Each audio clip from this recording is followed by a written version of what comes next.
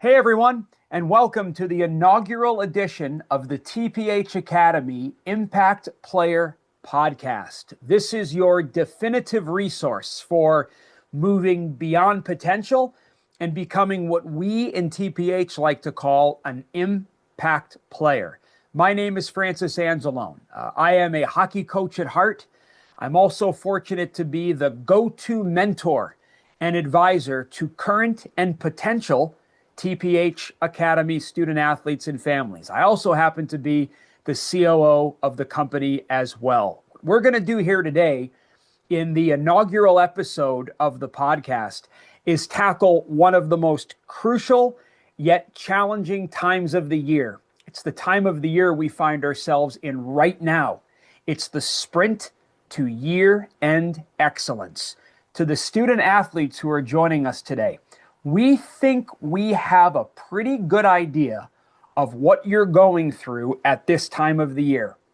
You have showcases, you have tournaments, you have games, you probably have heavy sports travel, you have exams coming up, you have the holiday season.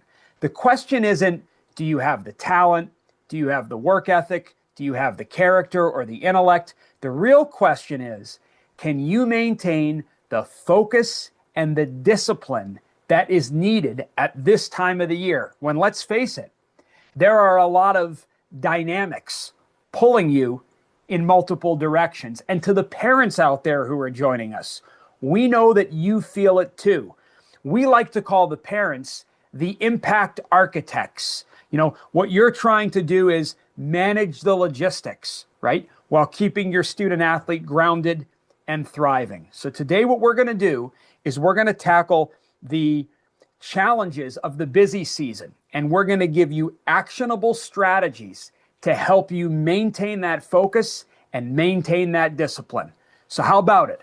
Let's dive in to the first episode of the TPH Academy Impact Player Podcast.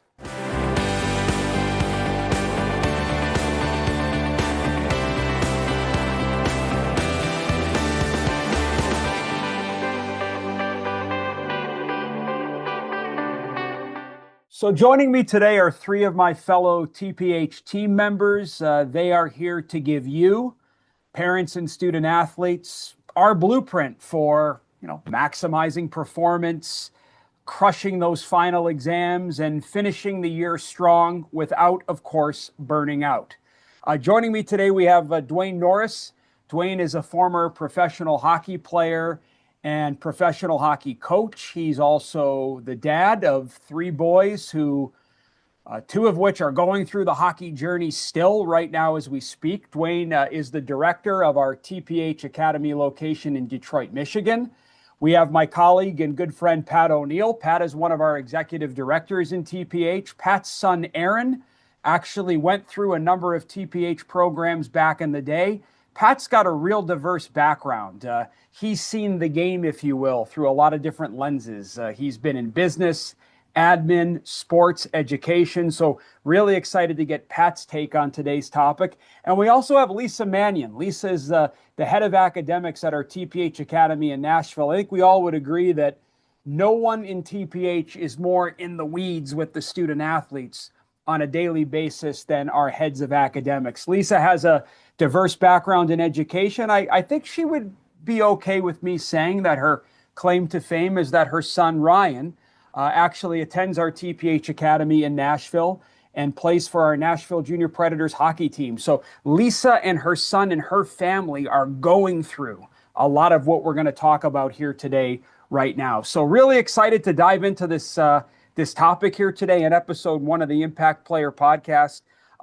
Pat, you won the invisible coin toss backstage. So we'll go to you first, and we'll keep this very conversational here today. So, Pat, from your perspective, why is the end of the calendar year? Why is it such a crucial time, challenging time, and important time for student athletes and families from your perspective?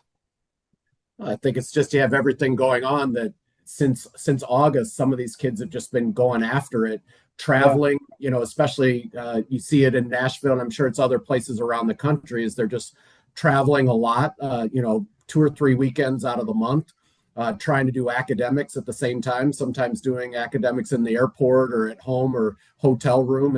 And now they really need to buckle down because it's an important part of the season where they're worn out, but yet they also need to do study for exams virtually and sit down and really focus on that. So I think they can, it's a little bit of getting worn out.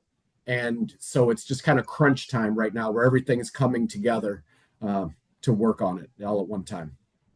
Lisa, I'm pumped to get your perspective. Like, how do you manage this? How do you see this from your standpoint? Because you're in it every day. You're trying to hold the student athletes accountable, but you're also a mom who's watching this happen with her son.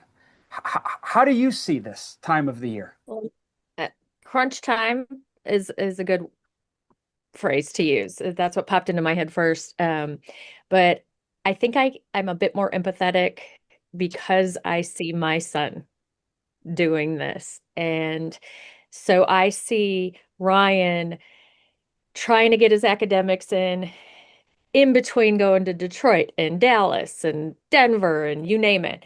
Right. And because I can see what he's doing and all the time it's consuming, in my head, I'm like, okay, I'll tell my academic success coaches, we need to continuously remind these parents, let them know we're here for them even on the weekends if they need assistance with what they're doing because these kids are traveling, and we've got a deadline. We've got a deadline with final exams week. So we're kind of controlling that here to the best of our ability.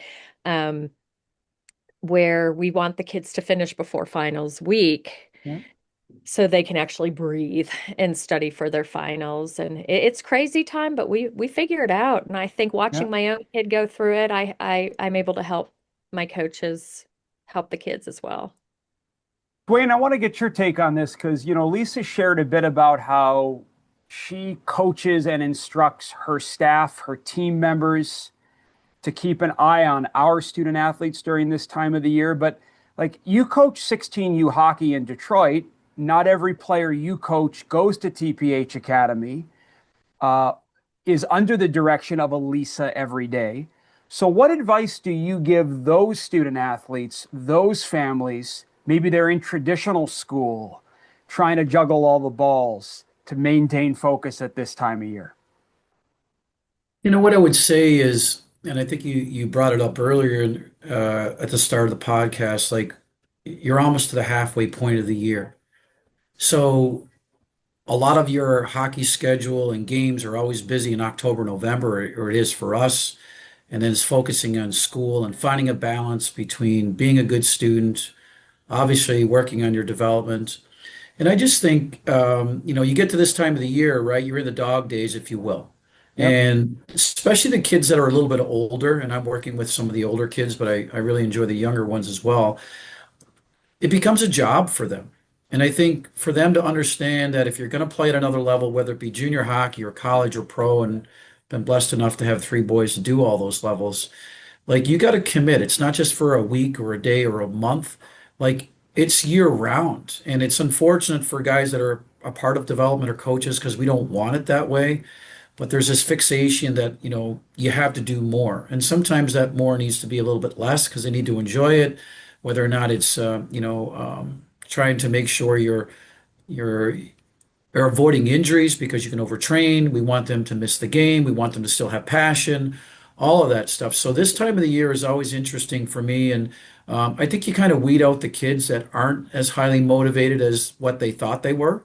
Yeah. And it doesn't mean it's a bad thing, but I think for those that are around like-minded kids that are highly invested and passionate and want to play at another level, whatever that is, they start to kind of drag each other into the mud just a little bit more. And you see them start to take a step, especially after they get a little break at Christmas and recovery. And Dwayne, Yeah. don't you think though, Dwayne, it also prepares them for the grind?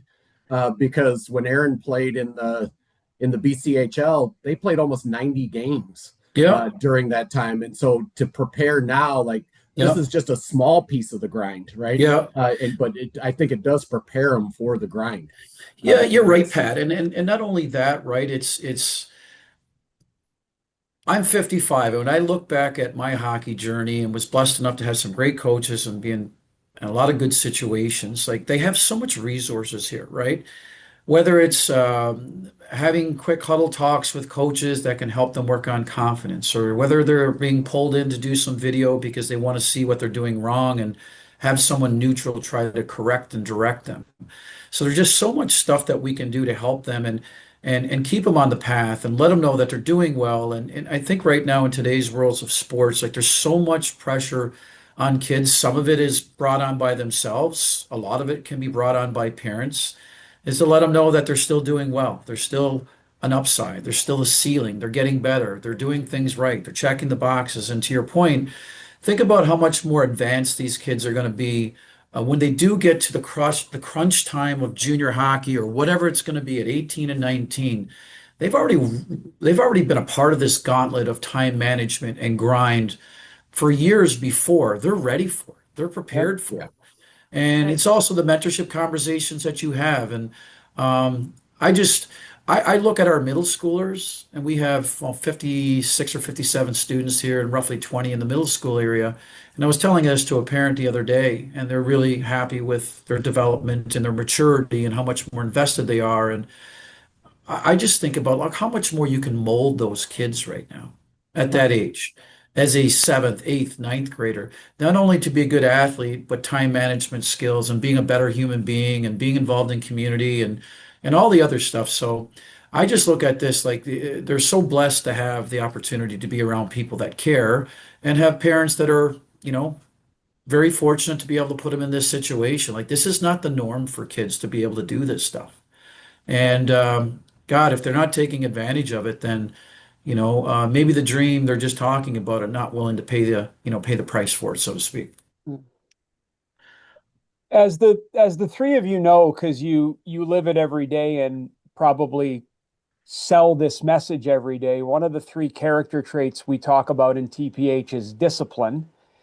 And we've chosen to rob and do the legendary Coach Bob Knight's definition, which is discipline is doing what has to be done, when it has to be done, as well as it can be done, and then it's doing it that way all the time. And I think we all can agree that's a challenge we all face on a daily basis. So to ask a youngster to be A plus at that every day is certainly next to impossible.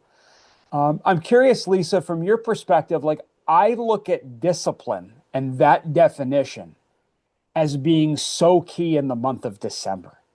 Would you agree with that? Oh, wholeheartedly. Yes, because it is crunch time and we have our deadlines and it's a busy travel season as well. And discipline plays a huge role here. And I was, as Dwayne was mentioning, middle schoolers, it got me to thinking about this is my third year here. And so my sixth graders are now eighth graders.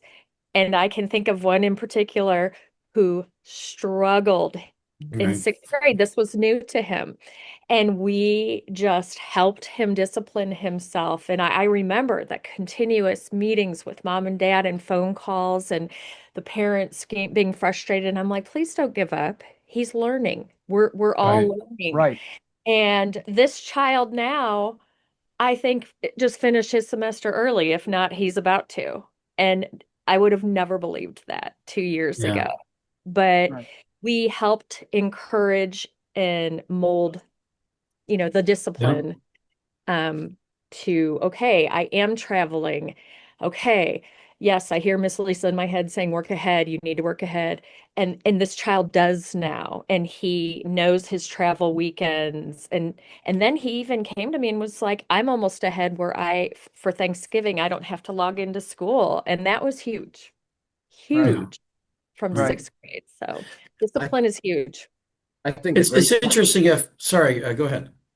I was just going to say, Dwayne, I think the great part with that is that in middle school you get to hold their hand and sometimes That's rather right. tightly in order to Yep. come along. And then as they get to be what you were just talking about, Lisa, the ninth through the 12th graders, Yeah. we can release that hand a little bit more and not have to guide them as much. And they're working it, but they still have oversight from us in Right. doing that, ultimately preparing them for when they go to college. And there is no relatively oversight. So it's a nice training ground to get them in at the middle school. They get to experience that. And then they come up through the high school, they get to experience kind of doing more of it on their own, with still success coaches, obviously, and head of academics overseeing it.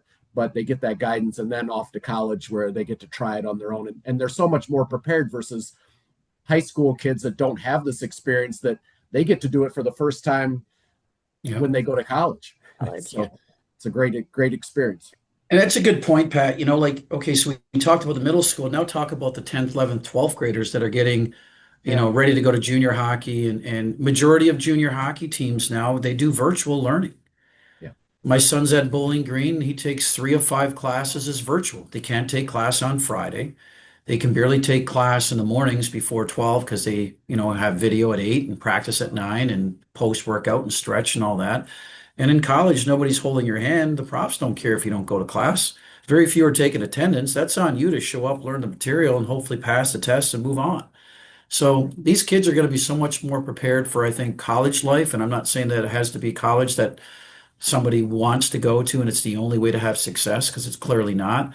But they're definitely going to find a balance between being a student athlete. And it's a lot harder for an athlete now being in universities as a student. In my day, FA at 55, like for the most part, and I love Ron Mason, rest his soul.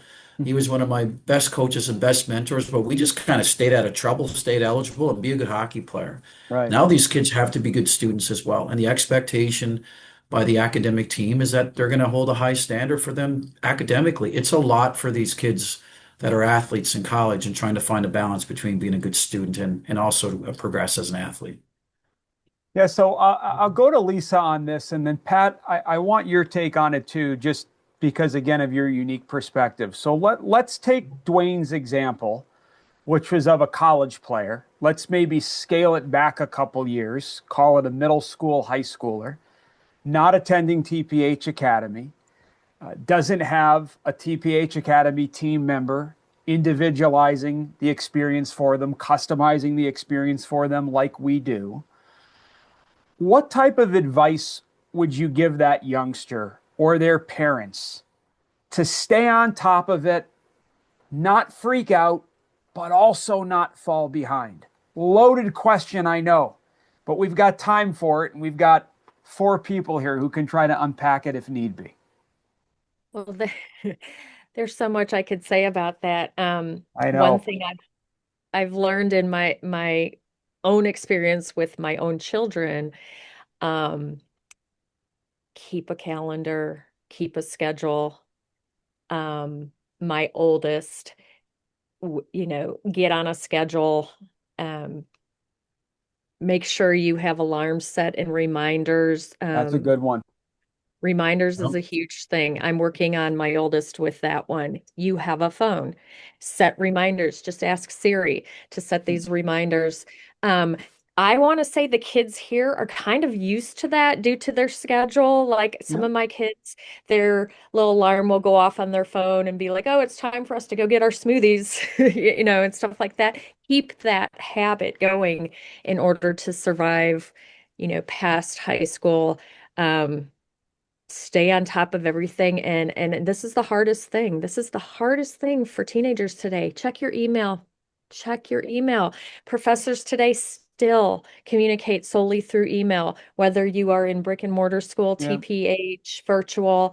Got to get them checking their email. And it's something I push with the TPH kids as well as traditional school kids.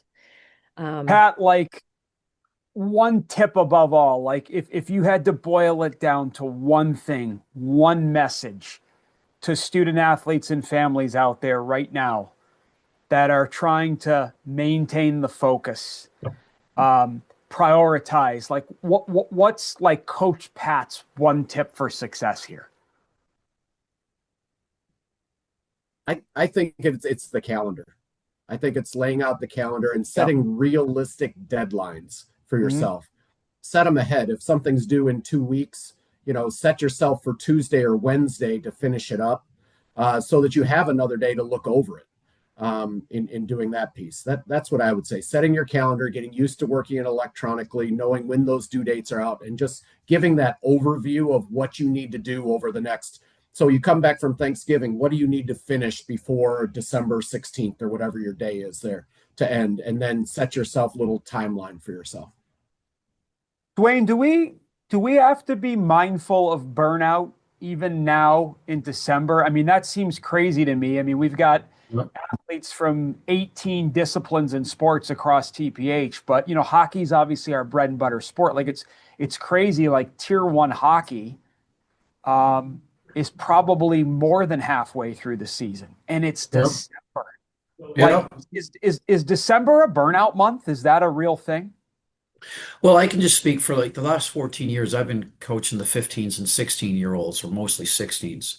We've played 35 games to date, and we'll play 57 or 58, not including states, and hopefully we get to nationals. And there's a lot of heavy months just based on tournaments and showcases and whatnot. And October, November is always a busy one, and everyone wants to get out, out of the gates, kind of running. And here in Michigan, right, like we do states at the end of February. So you got to have by February 1st, I think the deadline to get our Michigan games in, because we have to play Michigan teams is like February 1st. We're going to have 50 of our games, 55 of our games in by then. Wow. So, getting back to burnout, I mean, listen, the one thing I could tell you here at Detroit, and we believe in it, and I believed in this from day one, because it was interesting when my son Dalton was going here way back. He's a senior now in Bowling Green. My first thought before committing to come here was like, is it going to be too much? He has his AAA team. He plays 18U hockey. It's heavy. They travel. It's hard. There's a lot on them, a lot of mental pressure because they're hoping to get to juniors. And I think finding a balance is important. We talk about it a lot here, not overtraining, taking days off when you need be. You know your schedule. If you come off a tournament weekend with 4 games, we don't skate on Mondays. It's designed specifically for that as an academic day, catch up if needed, rest recovery day. So we don't shy away from the days off stuff. We just tell the kids, like, if you're going to be on the ice, let's give 110%. Let's be engaged. Let's be intentful. But if it only means you're on the ice 3 days a week because you have a really busy week, so be it. Let's be better. Let's just not, go through the motions and kind of half-ass it and create bad habits because of fatigue. It is real. I think in every sport there is burnout. But I think you can manage it with the right education and the right conversations and let them know that we're trying to educate them on this. Not, there's a difference between being lazy and recovering. Right. And we talk about it here all the time. There's clearly a difference. Some kids on day off look at it as, hey, I want to go for a walk because I like being active. Other kids look at days off as I'm going to be on Fortnite for 2 nights, stay up till 2:30 in the morning, eat potato chips and eat McDonald's. It just depends. What is your investment level? Because if you're trying to be elite, you have to do elite things. Right. Yeah. Invest. What is your why? Because if you talk about it all the time, what's your why? Yeah. No doubt about it. I would say sometimes parents need to manage that as well. That if a kid, they know their kid better than anybody else. And if they see that he is just on overload, they have to say, hey, you're not going in on Monday and Tuesday. I've done that. Do this. And you need to take a little bit of downtime right there. So I don't think and it goes back to, are you being lazy or are you resting? And I think parents can know that the most. And so it's good for parents to look out for that, and not be afraid to pull them off the ice a second day if they need that rest to really recuperate at this time. Well, it's also a rush from parents, right? A rush to get to the next step or whatever that is. It's jockeying to get in front of somebody else. And how do you do that? Well, you have a tendency to think more. Right. And that becomes an issue. And then, you have kids at 13, 14 years old. They're burnt out. They're sick of hearing mom and dad barking down their throat. They want them up at 6:30 in the morning doing extras, and they want them skating at 9 o'clock at night. And I have some families that say, hey, listen, we'd like to have a skating coach in addition to coming to TPH Detroit and in addition to my team. And my first thought is like, are you out of your mind? Like, you get more than enough here. Like, literally, I just had this conversation with somebody yesterday because they're contemplating signing up.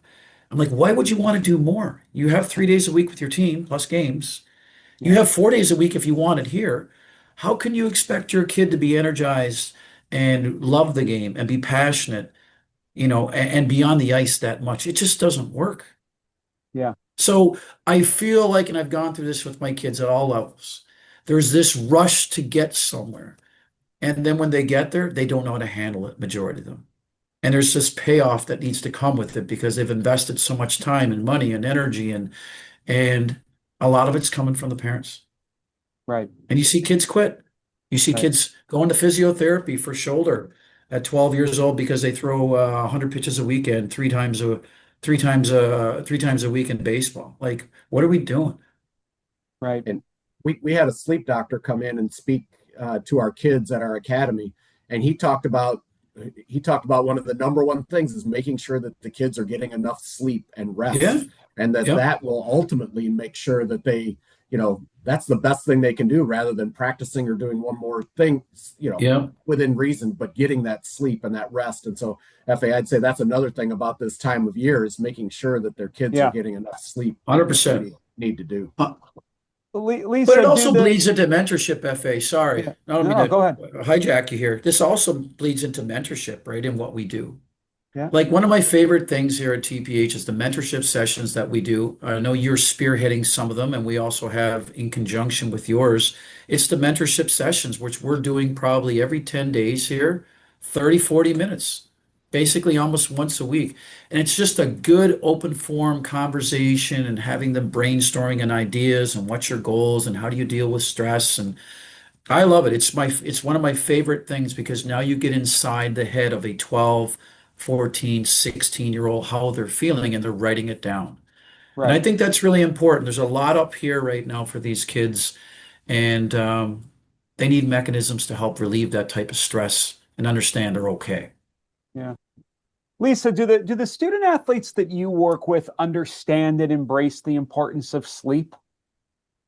Um, some, yes, very much so, and some not so much. When Pat was talking about the sleep specialist that came to our academy, um, that was one of the best things I could have scheduled for my own son, not realizing it, because my son pushes himself. Yeah. He's an overachiever, and I worry about him.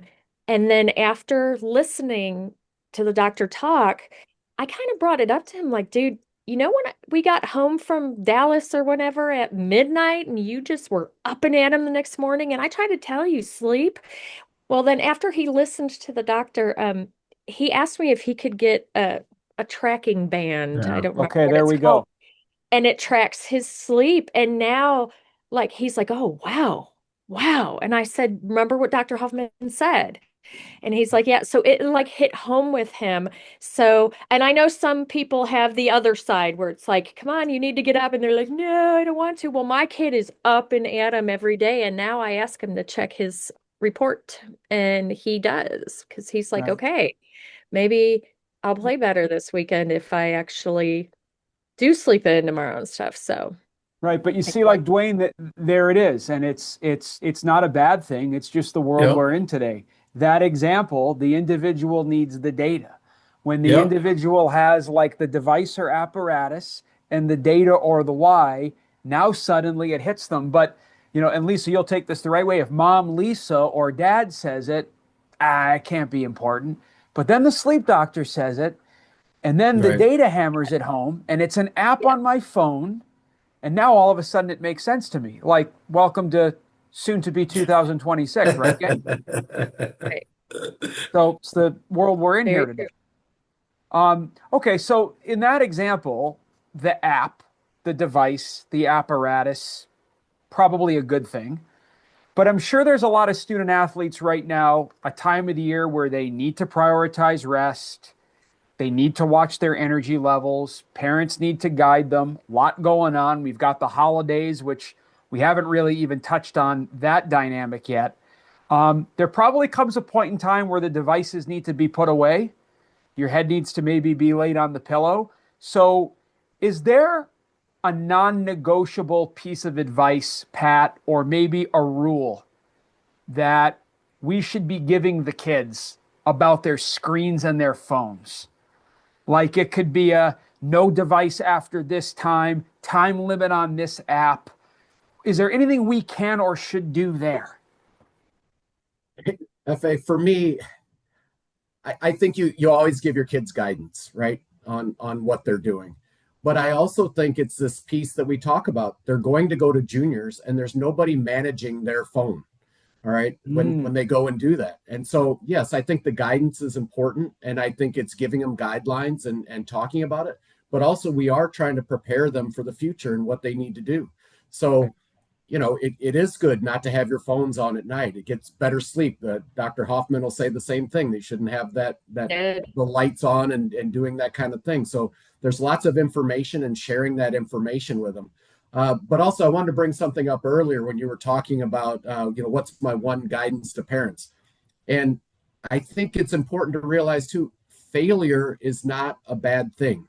Right. And my daughter brought up to me before, failure really stands for first attempt in learning.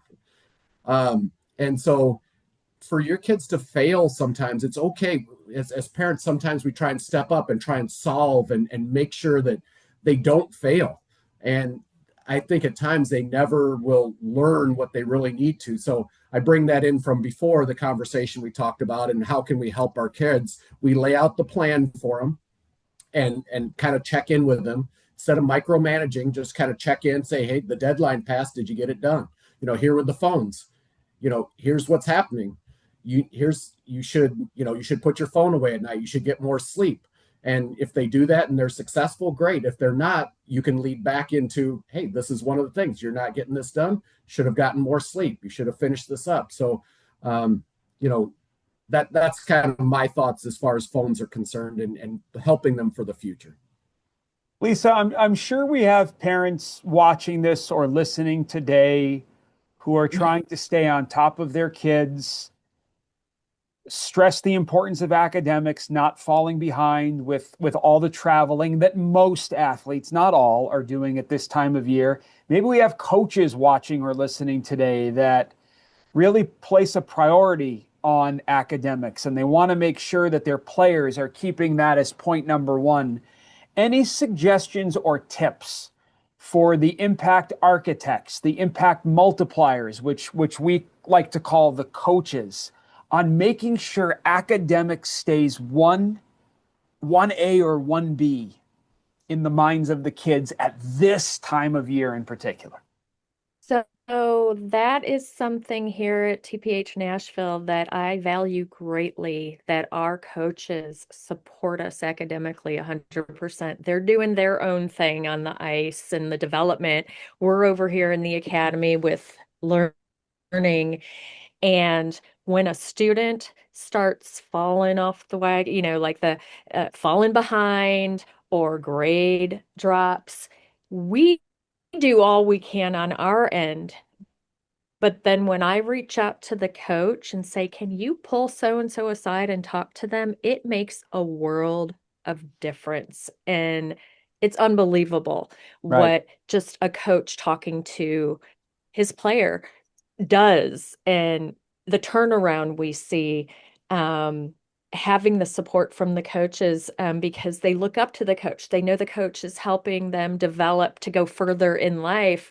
So when a coach says, you got to have school on point, you've got to be caught up in everything, they tend to listen more because the coach will give them examples about college, playing in college, or, juniors and taking classes and whatnot. Just with the support of the coach, the parents, as well as us at the academy, I mean, we see success with the kids. But the coaches just, they don't realize how much of an impact they make. No doubt. I don't think they do, and it's how much it's appreciated on the academic side. FA, I want to bring up one more story as you relate it to academics being the 1A or the 1B. Please. I think it was interesting before, Lisa, as you alluded to in the beginning, I kind of grew up through TPH here and being a head of academics before taking other roles and responsibilities. Yeah. But Cam Briere was looking at going on to that next level. And a coach calls me and he goes, hi, I want to know more about Cam and how he's doing. And I said, Coach, really, you probably want to talk to Teddy Rotenberger or somebody else as far as hockey. He said, no, I'm calling you specifically because I want to know, how is he doing? How does he act in the classroom? How is he doing with his grades? Is he keeping up with that? Do you have to follow up with that all the time? And I think that's a prime example of what this next level coaches are looking for. He said, I can watch the hockey part, and he's doing great there. But this is one of the most important things because I want to be focusing on the hockey piece. I don't want to be chasing them down as far as their grades are concerned or what they're doing from there. That's a That's great, great. It's awesome. a great story and a great reminder. And Dwayne, Very true. I think one of the best ways that we can help the kids understand the importance of that stuff is like in Pat's example, telling the athletes about that, like pulling your team aside before practice and saying, hey, listen, I got to tell you what happened today. I got a call from a Division I coach or a junior scout, and guess what they asked me about? Academics. It's kind of like Lisa's point, like the data added credibility to the sleep message. I feel like that real world story and example could add credibility in the athlete's eyes to the importance of focus, discipline, getting good grades, staying on top of your studying at this time of the year. Yeah, there's no doubt. I mean, listen, we have a lot of great people at TPH. We have a lot of great hockey minds, and I know you're a hockey mind, true and true.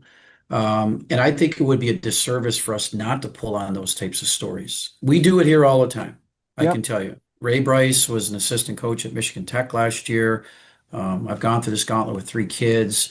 And when you have these real conversations with the kids about, I spoke to a junior team or a college called me, and you talk about the now and the types of things and the conversations that we are having, it instantly is ears up. Right. I did it the other day on purpose. There was a college that called me, Okay. and I had a student athlete here in my office. Okay. He happened to play for me. Uh-huh. And I just wanted him to understand the validity that when we talk about having interface with college teams and junior teams, that this is real. So I didn't he sat in on the first 2 minutes of the conversation, and I knew that there wasn't going to be anything said from that coach to me directly about the player. But I wanted him to understand that we are connected to these people. We can help you, but you need to help yourself. So he listened to the part about the student. First thing the college said to me, good program, top 10 program in the country. Yep. Is he a good student? Is he a high achiever? And then I also heard, is mom and dad way too involved? Those are the Yep. first 3 things this guy said to me. And I kind First of cut the three. conversation and asked him to leave after that. But it was eye-opening, I think, to him to understand that these are conversations that I tell our kids here all the time. I will go to bat for you 7 days a week if you're doing things right. But don't ask me to lie for you on your credibility as a student and as an athlete if you're not checking the boxes. You don't have to be the best player. You don't have to be the 4.0 student, but don't be a pretender. Don't be a half miler and do things right. Yeah, and Lisa, like if you don't check the box to the point of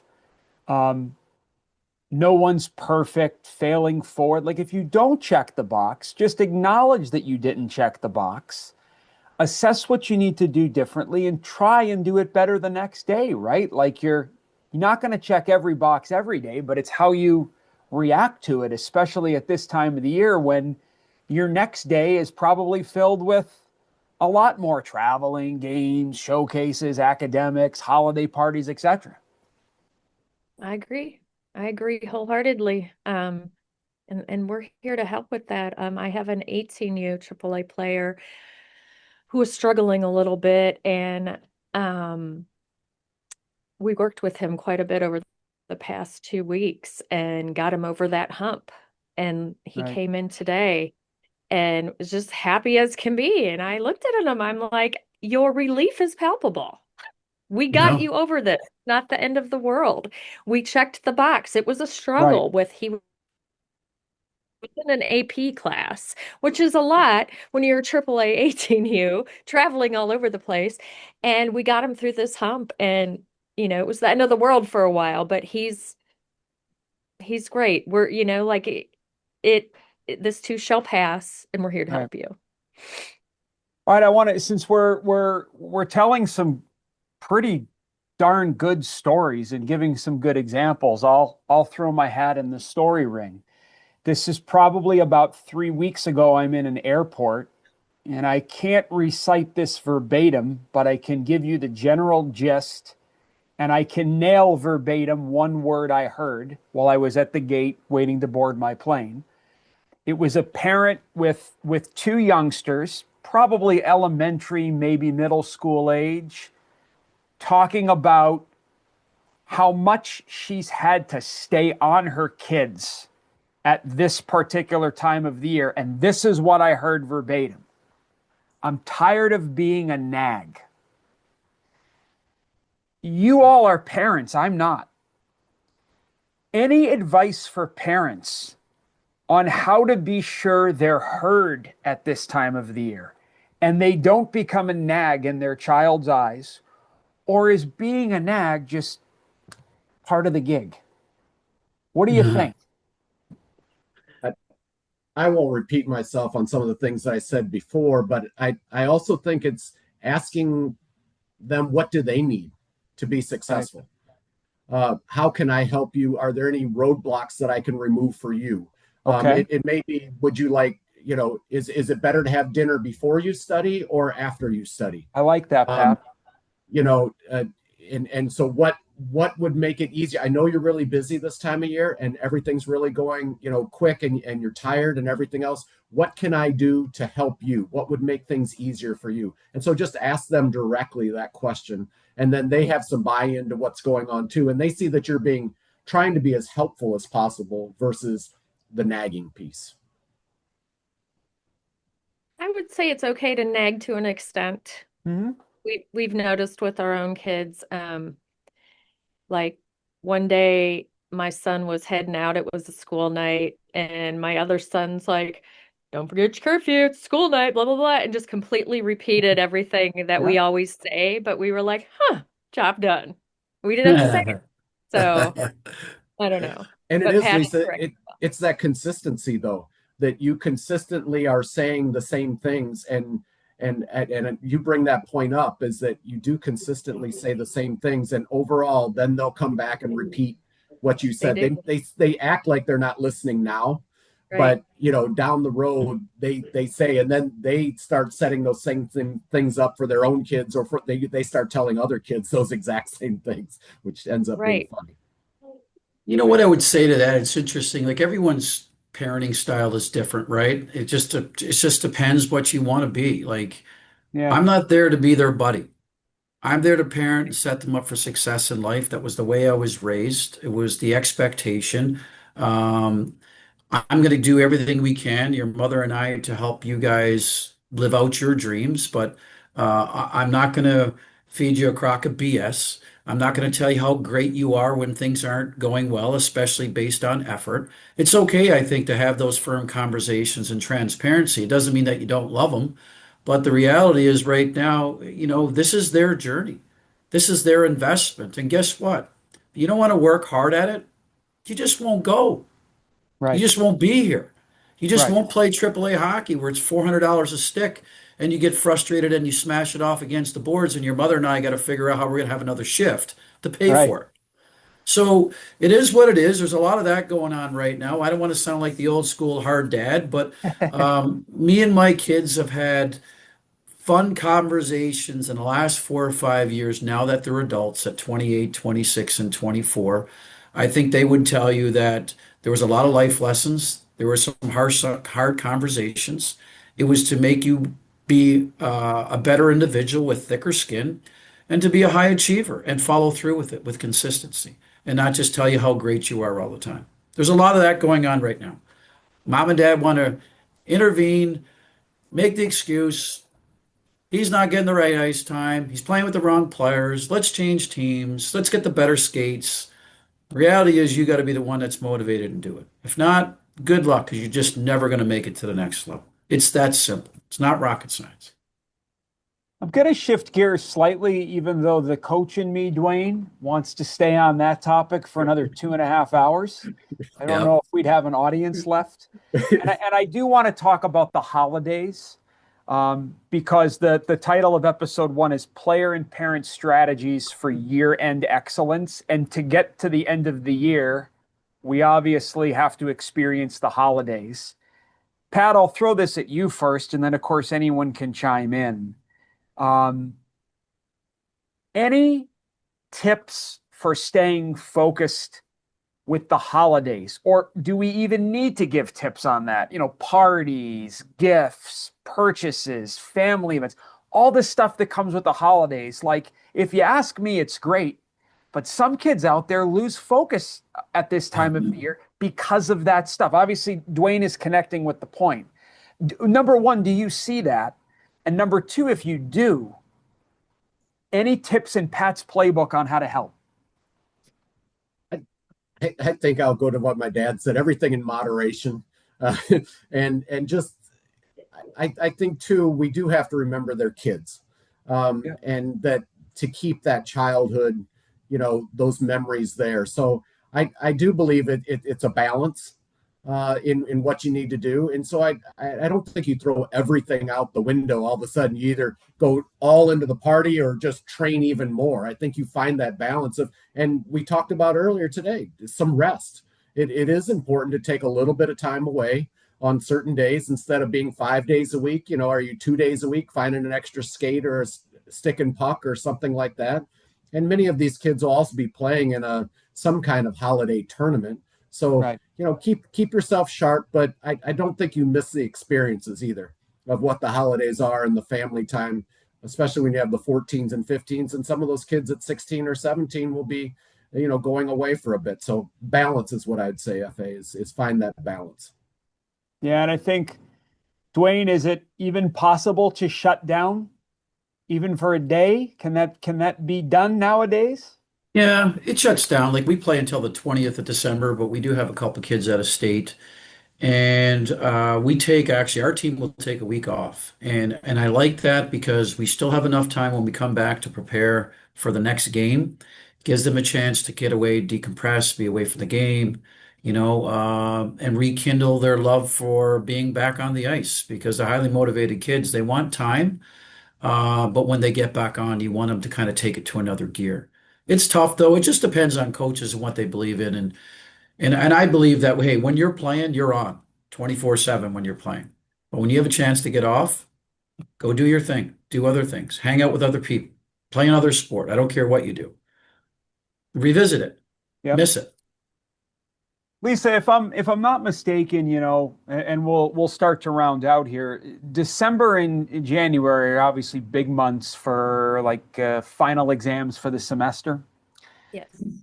Are there any points you would add to the being successful on final exam tip sheet that hasn't been talked about here today? Like, is there anything specific from your vantage point as an educator, as a parent, that's important for kids to hear about being successful with their finals? Because that's either now, coming up, or right after the new year.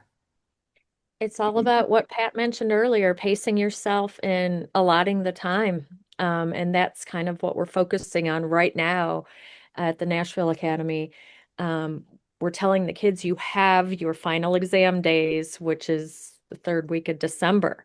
So let's work ahead, get everything done ahead of time so we can start pulling those reviews and actually looking at what you need to do for your finals. And I would say I would tell the same to a student who goes to brick and mortar school, just to pace yourself, get out a calendar, figure it out.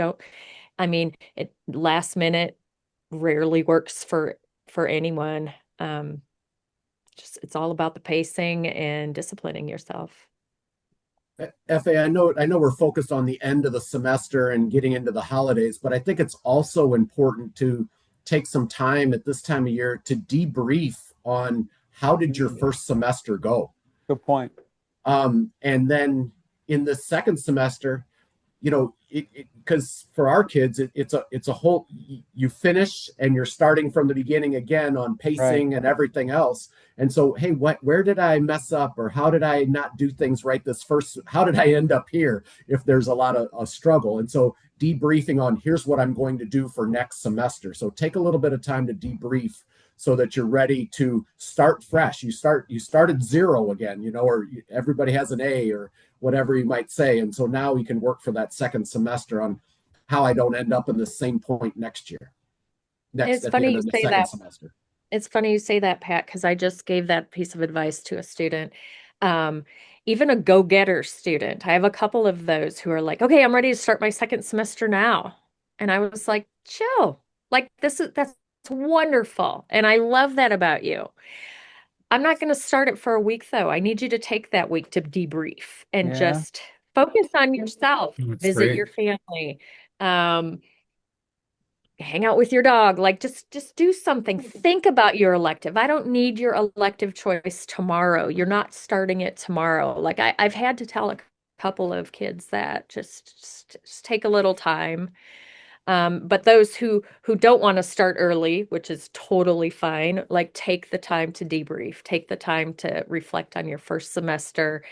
um, right now they're choosing electives, so that's why it popped up. And a kid came to me, he's like, I haven't picked one yet. I said, I don't want one yet. I want you to sit down over break and discuss these with your family. Ooh, I Like like there's some that. wonderful courses that we offer. Like this entrepreneurship course is pretty amazing. Talk it over with your parents. And so debriefing and taking a breath is huge. You mean kids should talk about that with their parents? They should tell mom and dad what's actually going on? Yep, they All should. right. I like it. Absolutely. Dwayne, is that old? Is that considered old school? That's is that back in It's the old day? school. It's old Hard to school. believe. There's a disconnect sometimes. Let's just leave it at that. Okay, well, listen, to wrap up here, you three know me well. I like to always kind of pin it down one last time, even if it's a little bit repetitive. What I want to do here is I just want to go around the horn. If the folks joining us today only hear one thing or absorb one portion of this, I want it to be this. Pat, I'll have you start. So, to summarize, one tip for the parents, one tip for the athletes on how to maintain that focus and discipline right now and achieve year end excellence, end 2025 with a bang. If you had to summarize this, Pat's most important tip for the athletes, Pat's most important tip for the parents, what would it be here today? I think it's both. It goes into both, but focus on process. So you can do repetitive things. So this semester. How do you lay things out? How do you plan ahead using your calendar, and to keep that focus and prepare ahead of time so you're not rushing at the end in order to do that. And those processes that you put in place, and what works for me might not work for Lisa. What works for Dwayne might not work for Fa. And so you have to kind of keep tweaking your processes for what works for you in order to be prepared. And kids, we've had 50 years of we've had 50 years to kind of work on those processes and tweak them. We have to remember that these kids are just getting started on their Yeah. processes. And so how can we mentor them through that? So that's the tip that I would get, is work on processes that you can use, that are repetitive, that you can use over and over again, and plug them into all the different things that you do. Lisa, what say you on that? Sort of one tip for the parents, one tip for the students, or maybe it's one for both, to Pat's point. I would say be involved without being involved, but be involved, if that makes sense. And I say that as a mother of a 16 and 18-year-old Right. who don't want us involved. They Uh-huh. are doing their own thing. They're fine. They think they're older than they are. We do step back. We definitely, my husband and I step back because they need to figure out life on their own, and all the life lessons. But we're fully aware of everything that's going on in their life, and we step in when necessary. Like the whole sleep thing. Like I'm letting Ryan figure it out. He's got to learn. But also, I was like, dude, you're not getting enough sleep. Like, know when to step in.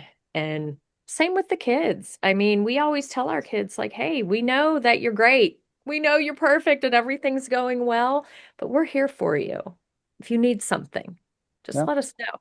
We're here. We're here to support 100 million%. So Amazing how far Very that nice. can go. Yeah. Dwayne, I'll give you the last word. Yeah. I would say communication. Yeah. Communication and identify what their goals are. Not just assume what their goals are. Right. And how are you going to get there? What's the plan and the vision and the purpose? Who can you have in your inner circle that can help you get there? And whatever those small wins are, the small wins could be playing a little bit more, or making a different AAA team, or maybe getting drafted. I think that there's so much information out there, the kids get overloaded. So I think sitting down and communicating, to your point, a little bit old school, and finding out and identifying what they really want. I Yeah. think that's important. And then you can understand them better if you have a good open relationship and you can talk about it. So maybe some of the inner frustrations that parents have at times with their kids and lack of accomplishment and whatnot, like parents have it in their own mind sometimes what they think their kid wants when it's not really what they want. Great. Yeah. And FA, you'll laugh at this because I always say ask questions instead of make statements. No Right? question. And that goes with what Dwayne's saying in communication there. Ask questions instead of making statements. Yeah. Well, this was great. I thank the three of you for this outstanding perspective. No right or wrongs here, just perspective, just information, just ideas for the audience to think about. I really appreciate the three of you doing this. I think this was a great start to the podcast. To the student athletes and parents that have joined us today, if there's anything we can do to support you on your journey, maybe it's something as simple as listening, being another set of ears, sharing ideas, or as Lisa did here today, sharing with you specifically how we in TPH create a structure that strives to prioritize focus and discipline at this time of the year. Please reach out and let us know. There's some contact info up on the screen or in the link in the bio. Please don't hesitate to reach out. We are here to help develop, shape, and mold as many impact players as possible. And with that, we will look forward to seeing as many of you as possible on the next episode of the TPH Academy Impact Player Podcast. Thanks everyone for watching and listening. Have a great day, and we'll see you next time.